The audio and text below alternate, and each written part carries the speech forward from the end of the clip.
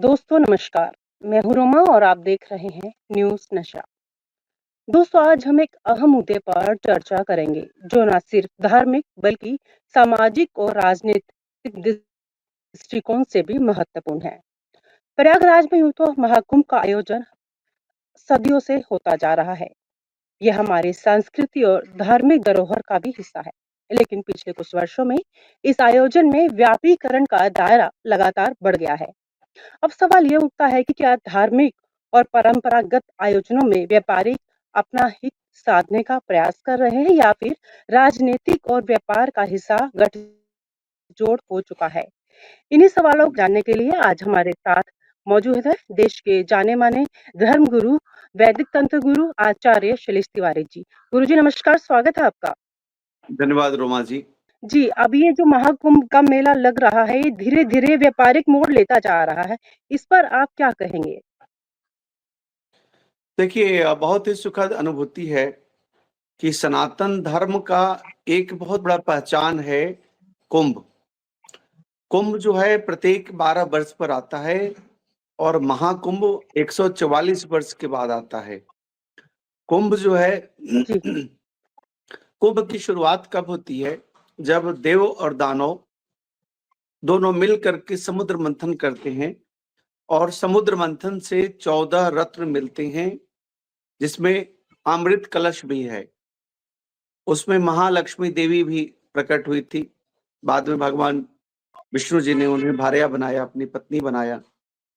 ऐरावत हाथी उसमें थे। जी, उसी प्रकार हुँ, धन्वंतरी भगवान इस अमृत कलश हुँ, को लेकर के निकले थे और साथ ही साथ धन्वंतरी भगवान त्रिफला को लेकर के आए थे, जो विशेष रूप से अमृत के रूप में माना जाता है, जिसमें आंवला, हरड़ और बहेर, ये 3 चीज को आयुर्वेद के दृष्टिकोण से अमृत माना जाता है और जिससे लोगों को इलाज किया जाता है। साथ ही साथ जी, कामधेनु गाय भी निकली थी इसी अमृत कुंभ से। जब जी, समुद्र मंथन होने लगा तो विष निकला था और विष का इतना ज्यादा उसके अंदर अग्नि थी, उसके तेज इतना ज्यादा था कि पूरी पृथ्वी जो है वह हुँ, जलने लगी थी। तो उस विष का पान भगवान हुँ, शिव ने किया और नीलकंठ बने। तो कहा जाता है प्रेम सहित विष हुँ, पान करी, शंभु भयो जगदीश, बिन प्रेम अमृत पियो, राहु कटायो शीश। राहु नाम का एक धूम्रकेतु नाम का एक राक्षस था, जो देवताओं का रूप धारण करके और उस अमृत को पान करने के लिए गया और अमृत को पा लिया। तो वह बहुत शक्तिशाली और प्रतापी हो गया। तो भगवान विष्णु ने उसको अपने सुदर्शन जी, चक्र से सर और धड़ को अलग कर दिया। राहु और केतु वही है। जब जी, देवताओं और दानवों के बीच जब युद्ध चल रहा था अमृत कलश के अमृत को पाने के लिए, तो वह अमृत 4 जगह छलका था और गिरा था, जिसका अगर ग्रह नक्षत्रीय आकलन किया जाए तो जब मेष में सूर्य और बृहस्पति कुंभ में हो तो वह हरिद्वार में गिरा था। जब मकर में सूर्य देव हो और बृहस्पति जो है वह वृषभ में हो तो वह प्रयागराज में गिरे। और जब कर्क में चंद्रमा और सूर्य हो और कुंभ जो है वह जो बृहस्पति हैं वह सिंह राशि में हो तो नासिक में गिरे। जब ग्रहों की स्थिति मेष में सूर्य और सिंह में जो है बृहस्पति हुए तो वह उज्जैन में गिरे। इसे सिंहस्थ कुंभ कहते हैं। 4 जगहों पर विशेष रूप से अमृत कलश से जल छलक करके अमृत कलश से अमृत छलक करके गिरा था। उसी की पुनरावृत्ति है। उसी स्थान पर लोग स्नान करने के लिए जाते हैं। अब आता है कि यह परंपरा जो है 1000 वर्ष नहीं बल्कि लाखों वर्ष से युगांतर से चलती आ रही है और जैसा जैसा समय है इसको मेला के रूप में लोग देखते हैं। जो आम जनमानस है, जो साधु संत हैं, इसे एक तपोस्थली के रूप में देखते हैं और विशेष रूप से कल्पवासी जो बड़े संत हैं, बड़े वृद्ध लोग, बड़े ज्ञानी लोग, तांत्रिक लोग, उसे कल्पवासी यानी कल्पवास करते हैं। वहां उस स्थान पर जमीन पर रह करके धुनी रमाते हैं, जग यज्ञ अनुष्ठान पूजा पाठ करते हैं और करीब 1 महीना पहले से और 1 महीना बाद तक 3 महीने तक का कल्पवास होता है। अब साधु संत लोग, जिसमें भारत के साधु संतों में 13 अखाड़े हैं और सभी अखाड़ों की अलग अलग महिमा है। साधु संत लोग राजसी प्रवृत्ति से राजा की तरह वहां स्नान करने जाते हैं, जिसे शाही स्नान कहा जाता था। अब इसे विशेष रूप से अमृत स्नान कहा जाएगा। तो निश्चित तौर पर जैसे जैसे समय पहले आता है, शाही स्नान और अब जी आचार्य जी, मेरा एक सवाल आपसे ये है, पहले शाही स्नान कहा जाता था और अब अमृत, ऐसा क्यों? देखिए, अमृत कलश से अमृत गिरा है तो निश्चित तौर पर उसको अमृत स्नान ही कहा जाएगा। लेकिन राजा की तरफ साधु संत लोग स्नान करने जाते हैं और शाही जो है वह विशेष रूप से कह सकते हैं फारसी का एक शब्द है। साधु संत लोग नहीं चाहते हैं कि वो फारसी के शब्द को याद करें, इसलिए फारसी शब्द को छोड़ करके और अमृत स्नान को अपनाया है। साधु संतों ने उस फारसी शब्द जिससे संबंध मुसलमानों का है, जिससे संबंध जो है आक्रांताओं से है, इसलिए उस शाही को छोड़ करके राजसी स्नान, राजसी अमृत स्नान, राजा की तरह अमृत स्नान की संज्ञा दी गई है। तो यह कुंभ जो है महाकुंभ, जिसमें साधु संत लोग, जो प्रतापी साधु संत हैं वह विशेष रूप से साधना करते हैं, अपनी जागृति करते हैं। जो राजनीतिक साधु संत हैं वह अपना प्रभाव दिखाते हैं, वह बड़े बड़े पंडाल लगाते हैं और उसमें अपने अपने अखाड़ों का प्रभाव दिखता है। कुछ साधु संतों का संबंध जो है वह बड़े राजनेताओं से भी है, जो उन्हें आशीर्वाद देते हैं ताकि देश जो है अच्छे व्यक्ति के द्वारा संचालित हो। तो ओवरऑल जो यह महाकुंभ है, यह आम जनमानस के लिए एक अमृत स्नान के तौर पर है। सबको स्नान करना चाहिए। प्रमुखता से अगर देखें तो अमावस्या पूर्णिमा विशेष, माघ अमावस्या, माघ पूर्णिमा और फाल्गुन अमावस्या, हम कह सकते हैं कि जो पहला स्नान जो है वह मकर संक्रांति स्नान है। दूसरा विशेष बड़ा स्नान जो है वह बसंत पंचमी का स्नान है और तीसरा जो सबसे बड़ा स्नान है वह महाशिवरात्रि का स्नान है। ये 3 महास्नान होता है। बाकी अमावस्या का भी विशेष महत्व है। मौनी अमावस्या, जिसमें मौन रह करके साधु संत लोग स्नान करते हैं। यह माघ मेला विशेष रूप से, जिसे प्रत्येक वर्ष माघ मेला आता है, लेकिन 12 वर्ष के बाद जो है वह कुंभ आता है और इस कुंभ में स्नान की विशेष महत्ता है और स्नान के साथ साथ दान की और भी महत्ता है। दान में लोग कंबल दान करते हैं क्योंकि ठंडी का समय होता है। अन्न दान करते हैं, अन्न में खिचड़ी को दान करते हैं, जिससे नवग्रह की शांति होती है। आप कुंभ में कुछ देने जाइए, कुछ लेने मत जाइए। लेना तो है, सिर्फ आपको पुण्य प्रताप लेना है।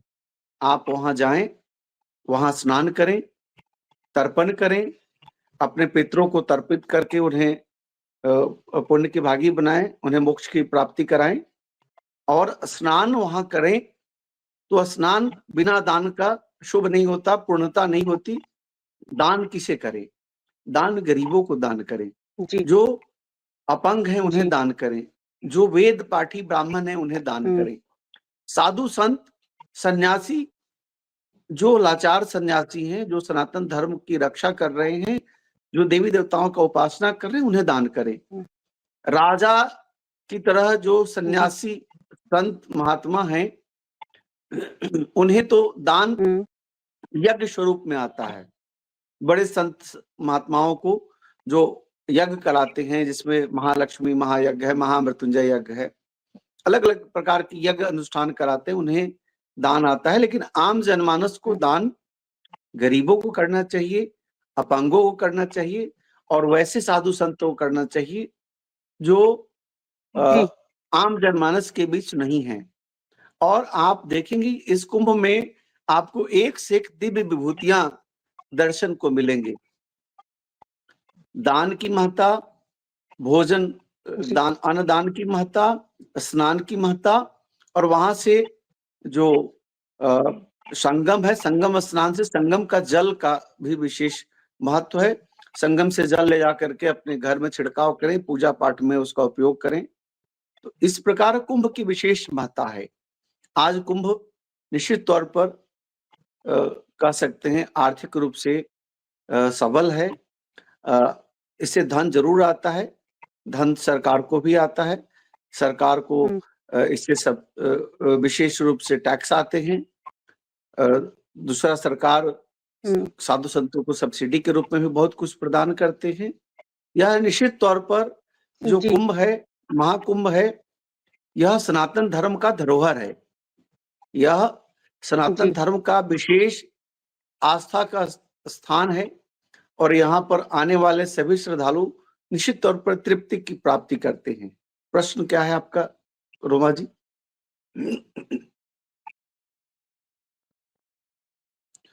अगर कोई व्यक्ति महालक्ष्मी देवी की उपासना करना चाहता है तो यहाँ पर आकर के श्री सूक्तम का पाठ करे। संगम में, प्रयागराज में आकर के आप श्री सूक्तम का पाठ करें, ललिता सहस्त्रनाम स्तोत्र का पाठ करें, आप खड़गमाला का पाठ करें, आप विशेष रूप से महामृत्युंजय का जप करें। महालक्ष्मी देवी का एक विशेष महामंत्र जो त्रयाक्षरी महामंत्र श्री त्रिपुर सुंदरी राज राजेश्वरी का है, ओम श्रीम श्रीयाई नमः। इस महामंत्रों का जप करने से महालक्ष्मी की प्राप्ति होती है, ऐसा हमारा वेद में वर्णन है। वो एक षोडशी महामंत्र है, ह्रीं श्रीं काय इलहरिंग हा साकाहलरिंग साकलहरिंग। इस महामंत्र के जप से भी विशेष रूप से धन की प्राप्ति होती है। कुंभ में विशेष रूप से लोग यज्ञ अनुष्ठान करते हैं, महालक्ष्मी यज्ञ करते हैं, धन की प्राप्ति के लिए, आरोग्यता की प्राप्ति के लिए महामृत्युंजय यज्ञ करते हैं, शत्रु को शमन करने के लिए बगलामुखी यज्ञ करते हैं, 10 महाविद्या का विशेष उपासना करते हैं।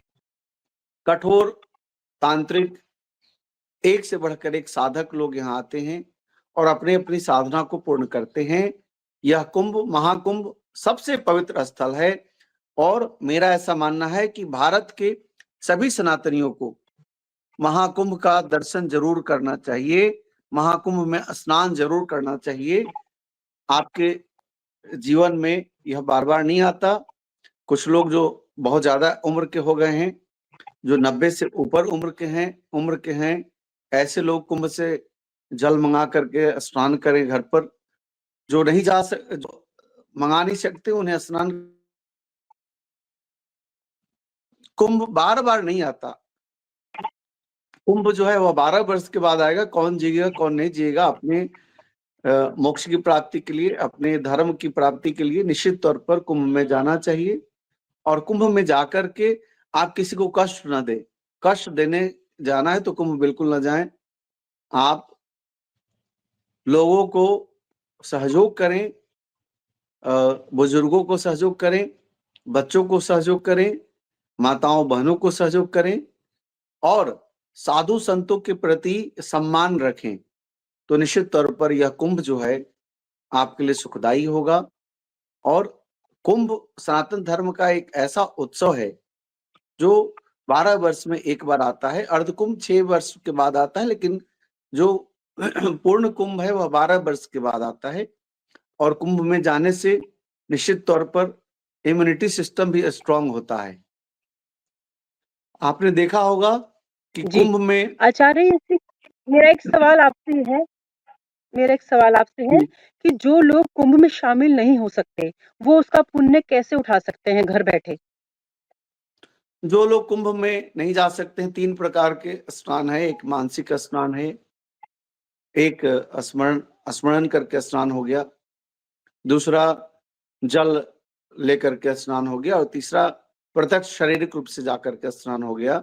जो कुंभ में नहीं जा सकते हैं वह जल को मंगा करके स्नान कर सकते हैं और जो जल भी नहीं मंगा सकते वह उस स्थल को स्मरण करके और कुछ मंत्र को जप करके स्नान को कर सकते हैं। इस महाकुंभ में विशेष रूप से महालक्ष्मी देवी को प्रसन्न करने के लिए यह महामंत्र आपको विशेष कारगर होगा।